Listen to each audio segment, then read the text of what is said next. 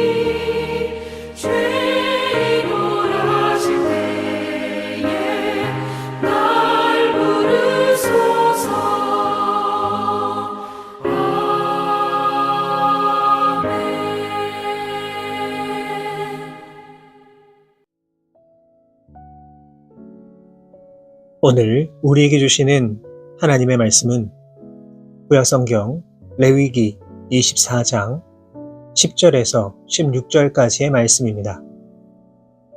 레위기 24장 10절에서 16절까지의 말씀을 제가 받들어 봉독하겠습니다. 이스라엘 자손 중에 그의 어머니가 이스라엘 여인이요 그의 아버지는 애굽 사람인 어떤 사람이 나가서 한 이스라엘 사람과 진영 중에서 싸우다가 그 이스라엘 여인의 아들이 여호와의 이름을 모독하며 저주함으로 무리가 끌고 모세에게로 가니라. 그의 어머니의 이름은 슬로미시요 단지파 디브리의 딸이었더라. 그들이 그를 가두고 여호와의 명령을 기다리더니 여호와께서 모세에게 말씀하여 이르시되 그 저주한 사람을 진영 밖으로 끌어내어 그것을 들은 모든 사람이 그들의 손을 그의 머리에 얹게 하고 온 회중이 돌로 그를 칠지니라. 너는 이스라엘 자손에게 말하여 이르라. 누구든지 그의 하나님을 저주하면 죄를 담당할 것이요 여호와의 이름을 모독하면 그를 반드시 죽일지니 온 회중이 돌로 그를 칠 것이니라. 거류민이든지 본토인이든지 여호와의 이름을 모독하면 그를 죽일지니라. 아멘. 출애굽한 이스라엘 백성은 400년 이상의 노예 생활을 통하여서 그들의 삶의 방식이 매우 다양해졌습니다. 또 이로 인하여서 다양한 갈등이 벌어지기도 했습니다. 이런 배경 하에서 벌어진 사건이 오늘 우리가 읽은 이 본문의 내용입니다. 오늘 보면 10절과 11절을 보시면 슬로밋의 아들이 한 이스라엘 사람과 싸우다가 여호와 하나님의 이름을 모독하고 저주한 사건이 나옵니다. 이들이 싸우게 된 이유가 정확하게 무엇인지를 알 수는 없지만 근본적인 이유는 슬로밋이라고 하는 여인이 이스라엘 사람이었음에도 불구하고 그녀가 애굽 사람, 즉 이방인과 결혼하였다는 겁니다. 하나님께서는 이스라엘 백성들이 하나님을 모르는 이방인들과 결혼함으로 말미암아 가져올 수 있는 그 영적인 타락을 미연에 방지하고자 이방인과의 결혼을 금지하였습니다. 오늘 본문을 통해서 우리가 먼저 기억해야 할 것은 성도로서 지켜야 할 본분을 지켜 나아가기 위해 노력을 해야 된다는 겁니다.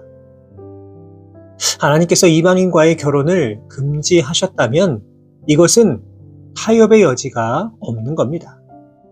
반드시 지키기 위하여 노력해야만 합니다. 우리의 삶 속에서도 마찬가지입니다. 그리스도인으로서 해야 할 것과 하지 말아야 할 것은 분명히 지키고 살아가기 위해 노력해야만 합니다. 우리가 적당하게 타협하면서 그냥 슬쩍 넘어가려고 한다면 우리는 이로 인하여서 영적인 타락을 경험할 수밖에 없다는 것을 기억해야만 합니다. 특별히 우리는 성도로서의 본분을 기억하며 영적인 거룩함을 잃어버리지 아니하기 위하여 최선을 다해 노력해야만 합니다. 오늘도 우리가 이 땅을 살아갈 때에 우리를 유혹하고 있는 많은 것들이 다가오게 될 것입니다. 때로는 이 정도는 그냥 쉽게 넘어갈 수 있는 것 아니냐며, 때로는 교회 다니는 사람이 이것도 이해해주지 못하냐며 적잖은 비난과 원망을 받아야 할 수도 있습니다. 그러나 우리의 믿음과 신앙을 지켜 나아가는 일에는 적당히라고 하는 것은 있을 수가 없습니다. 오늘도 우리가 처한 삶의 자리에서 이 영적인 거룩함을 지켜 나아가기 위하여 최선을 다해 노력하실 수 있는 우리 모든 성도 여러분들 되시기 바랍니다. 특별히 오늘 본문을 통해서 우리가 눈여겨보아야 할 것은 바로 이 싸움의 결과입니다. 서로 간의 감정이 상해서 싸울 수 있지만 이 싸움 이후에는 원만한 해결을 위해서 서로 간에 노력을 해야만 합니다. 그런데 오늘 본문에 나오는 슬로밋의 아들 그 모습은 어떠합니까? 그만 자신의 분에 못 이겨서 하나님의 이름을 모독하고 저주하였습니다. 결국 그는 이 죄로 말미암아 돌에 맞아 죽고 말았습니다. 이처럼 다툼이라고 하는 것이 때때로 돌이킬 수 없는 아주 심각한 결과를 낳기도 합니다. 우리는 사소한 싸움이 심각한 범죄로까지 이어지는 모습도 종종 찾아볼 수 있습니다. 때로는 아이들 싸움에 부모들이 함께하여서 이 더 큰 싸움으로 번지는 경우도 있습니다. 바로 이러한 이유로 인하여 성경은 무엇이라고 말하였습니까? 야고보서 1장 19절과 20절 말씀입니다. 내 사랑하는 형제들아, 너희가 알지니 사람마다 듣기는 속히 하고 말하기는 더디하며 성내기도 더디하라. 사람이 성내는 것이 하나님의 의를 이루지 못함이라. 아멘. 사랑하는 여러분, 우리의 삶 가운데 어떻게 해서든지 다툼이 일어나게 해서는 안 됩니다. 서로 간에 감정이 상하는 일이 벌어지지 아니하도록 노력해야만 합니다. 다툼이라고 하는 것이 아무리 선한 의도에서 시작되었다고 하더라도 결국에는 좋지 않은 결말을 맞이할 때가 많이 있음을 우리는 잘 알고 있습니다. 그래서 결국은 하나님의 영광을 가리게 되는 경우도 많이 있는 겁니다. 그렇다면 우리가 어떻게 해야 우리의 삶 속에서 이러한 다툼을 피할 수가 있겠습니까? 그것은 바로 우리가 온유함으로 인내를 가지고 끝까지 용납하려는 마음을 가져야 하는 겁니다. 우리가 온유함으로 인내할 수 있을 때에 다툼은 피할 수가 있습니다. 상대방이 아무리 시비를 걸어온다고 하더라도 내가 온유한 마음으로 참을 수만 있다면 다툼은 결코 일어나지 않습니다. 손바닥도 마주쳐야 소리가 나는 겁니다. 결국 다툼이라고 하는 것도 누군가가 응대할 때 일어나게 되는 겁니다.